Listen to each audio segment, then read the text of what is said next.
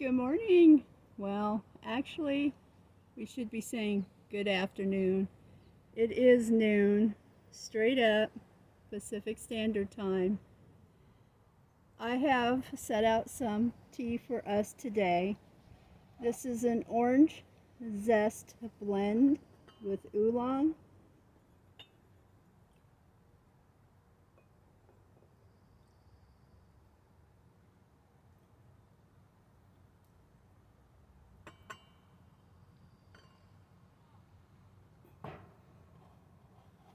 I have some cream over here if you would like to have some cream.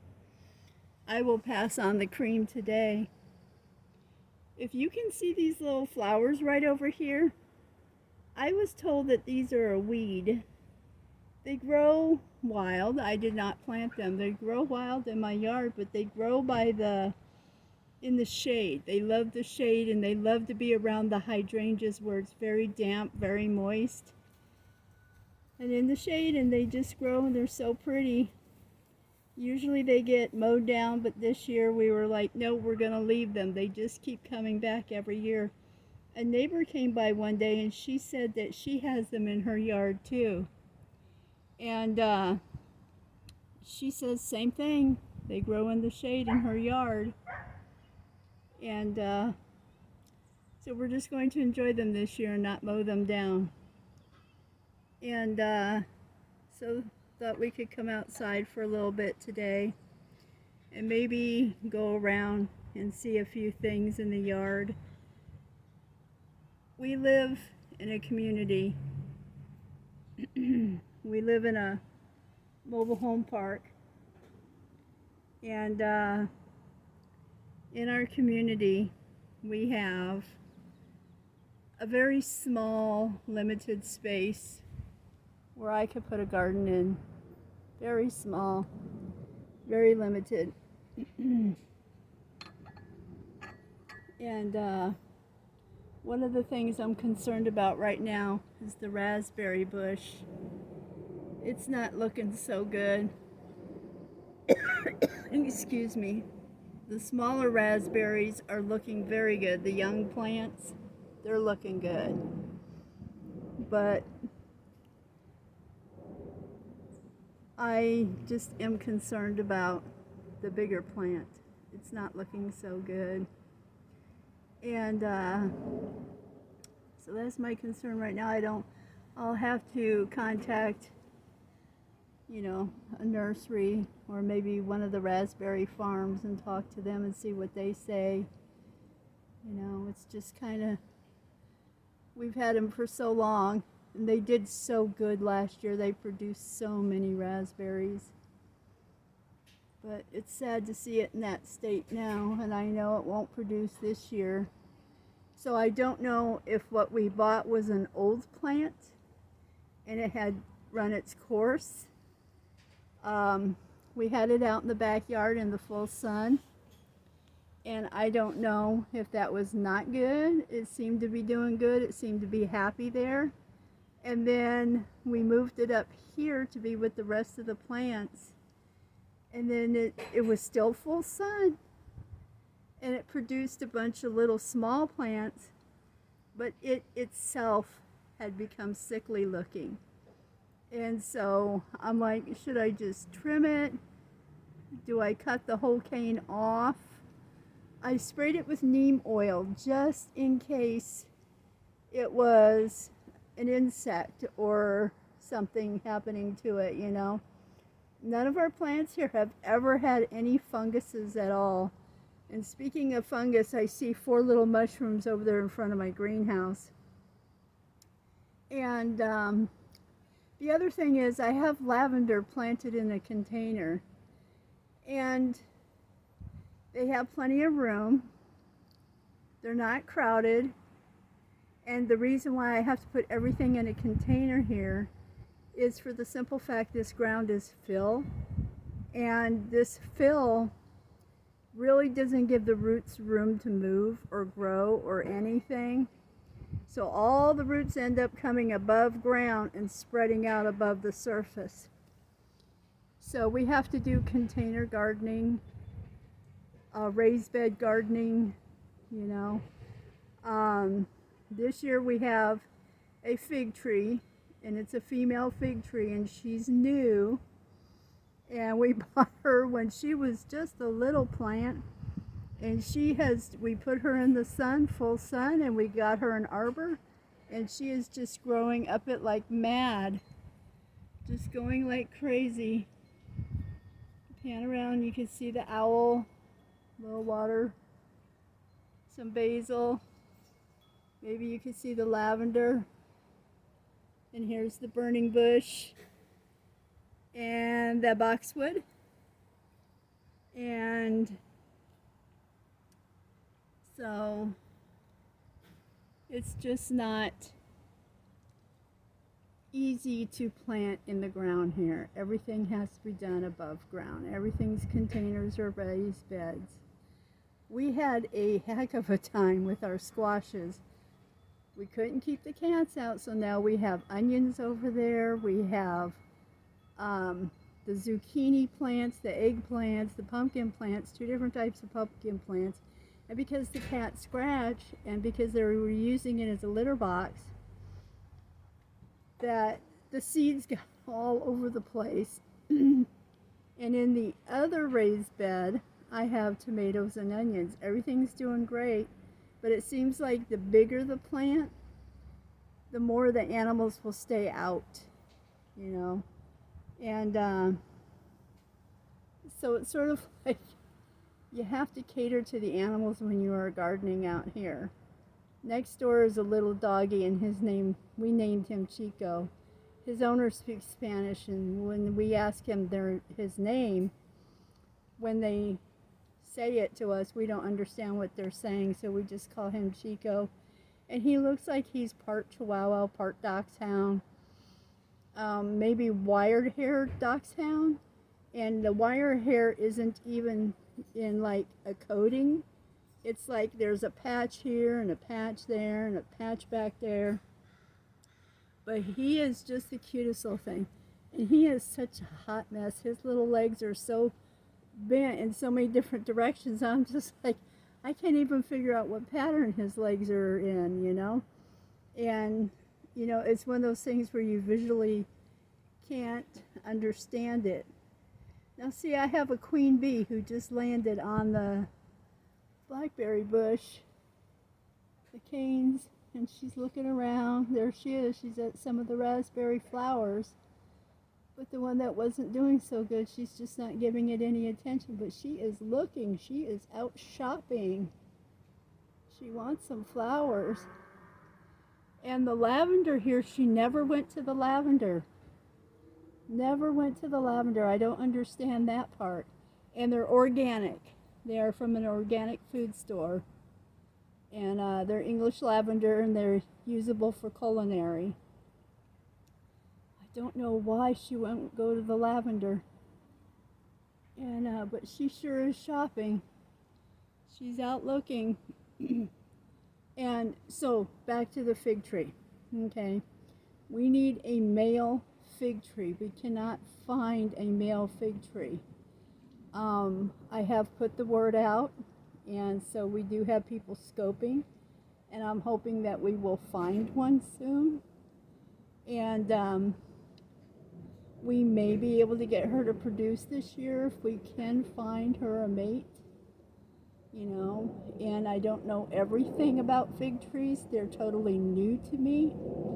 Last year we wanted a plum tree, but it was so late in season that it was best just to leave the plum trees alone. We went back to go get a plum tree.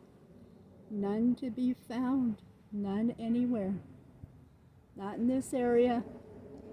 So I don't know if it's because people went out and bought plum trees because people are going to be growing their own food. I don't know. Why did all the plum trees suddenly disappear? So, since I have to go out and look for a Father's Day gift, I figured I would head back up there and see if I could go find a plum tree. If I can't find a plum tree, maybe I could find a male fig tree. It's interesting learning about these fig trees, though. Some of them you need a male and some of them you don't, you know. That's a woman. A man completes her. I'm just cracking up laughing about stuff like this because I sit there and I said, are you telling me that my garden is gender correct? You know, I hope I don't offend anybody, and if you're offended, you know, the whole gender thing offends me. But the baby raspberry plants are doing great, you know. Fig tree, she's doing great, and the bugs are flying around the garden and they're checking everything out. And we've had the beetles. I've seen the beetles. But I haven't seen any bad bugs. And last year we did really good. Now, on the mint, there's this little round white foamy thing. And I know it's from some kind of critter, some kind of insect. I have no idea. I've never seen anything like this. It's like white bubble slime looking. I haven't touched it. I won't touch it with my bare fingers. And so we'll just wait and we'll see. You know I need to clip off that branch that has that on there. You know, and the mint's doing so good. Everything's doing so good.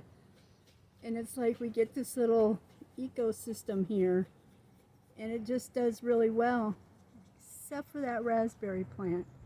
This is very shocking to me. Very, very shocking. And you haven't touched your tea. Do you not like the orange zest? Well, maybe next time, you know. I'll try a different flavor for you, okay? And so I have to be careful how I move the camera around because I don't want to pick up license plates, because I don't want people coming and causing chaos or problems or anything, you know. The Meyer lemon tree is inside the greenhouse, and it's just happy, happy, happy, happy, happy because, you know, the lemon trees love the warm climate. Oh, what else is there? It's a very tiny little garden, very, very little. And we have our water barrel right there around the corner from the raspberry plant. You can't see it, it's not peeking out, but it's right there around the corner, right where the raspberry plant is, right behind it. And that was on a whim that we did that. Yep, it was. Your teacup has shamrocks on it. I thought that was appropriate to take out to the garden. And this one has a feather on it. And I thought that was appropriate to take out to the garden because this is where we got our nest last year. And so if you know anything about these flowers here, these purple flowers, please let me know. Like I said, they are a weed. I'm told by the neighbor they are a weed. And they do very, very well right next to the hydrangeas, you know. So I don't know anything about them, but they are pretty. And this teapot here has the little purple violets on it. Very pretty. I have little tiny purple violets that grow underneath my hydrangea plants. And I have to remind my husband every spring, don't run the weed eater under the hydrangeas, you know, because I get a treat. I get to see a purple violet once in a while. And I just love their little heart-shaped leaves. And not much else going on. I've about got the penguin finished. I'm putting on the finishing details, so I have to deliver it this week. Oh, let's see. Oh, I have to go to exercise class tomorrow. Oh, can't wait for this to be over with. This gal who I work out with, well, she's a private trainer, and she's strong. She's got muscles. I will never in my lifetime ever want to contend with her. Oh, I would be a dust cloth. She told me about when she went to the grocery store that a man came up to her and he was asking her for money, and she goes, I don't have any money on me. And she said that because she used her debit card to pay for her groceries. So she goes, I didn't have any cash. And the man became aggressive and started approaching her. She said she took her stance and she goes, I'd advise you not to come any closer. And I said, that poor man, he didn't know what he had just come up against. And I said, I have every bit of confidence. I know that you would have been able to defend yourself. She goes, I don't want to have to do it, but I know I can do it. And I said, well, none of us want to have to do it, you know. And it's just one of those things, you know, you have to be prepared. Whatever way you can, the best way you can, you know. And I know what area she was grocery shopping in, and there are a couple homeless camps up there. And they really do get aggressive when they want something, you know. If they feel like they need it, they want it, they have the right to it, they get pretty aggressive, you know. I've had a few approach me, you know. Like the last one was, could I get some bus money? And I said, I tell you what, I'll give you bus money if you give me gas money. I said, I consider that a fair trade. And, you know, it's like the worst ones we had was my husband and I were, it was me and my husband and our oldest grandchild, grown adult, okay? But she was new to the world. And we're walking down the sidewalk. She went left, we went right. We're going to two different stores. And me and Grandpa hadn't even walked but a few paces, and we had two ladies come up. And one of them got very aggressive with my husband and was asking him for money. And he told her, he goes, I don't have any money, because that's the best way you end it right there, you know. And she became very aggressive with him. And so I had to do situational awareness, and I looked at her reflection in the store window so I could watch her left arm in case she had anything in that arm and was going to try to swipe at him, because we've been hearing stories about how they'll distract you with one hand, but they'll come at you with the other hand if you don't give them what they want. And so I kept an eye on her other side in the store window, and she didn't have anything in her hand, but I had to keep an eye in case she did find a way to swipe at him, you know. And so it got ugly. Words were exchanged. It got ugly. There was no other way to I ended up going out into the parking lot, and I didn't care if I got hit by a car or not. These two women were very nasty and very aggressive. I stepped out in the parking lot, and I thought, good Lord, I would rather be hit by a car than to put up with these two women. You know, I'll take my chances, you know. And they finally backed off, you know. But it was something how we had to take the stance and stand for us, you know. And then one time that I went to Target's, and there was a young man, and he was outside, and he was taking shopping carts from people's cars, and he was putting them away in the parking, you know, where you park your shopping carts at. And I thought, well, he doesn't work here, but what a nice gesture, you know. And then I got out of the car, and he tried to talk to me, and as he was talking to me, I realized, oh, this poor child, he is strung out on drugs. And I asked him, I said, where are you supposed to be right now today? He goes, well, I am supposed to be in class, but I skipped school, and I just walked away. I said, let me guess, you go to Clover Park right over there, right? And he goes, yes, I do. I said, oh, okay.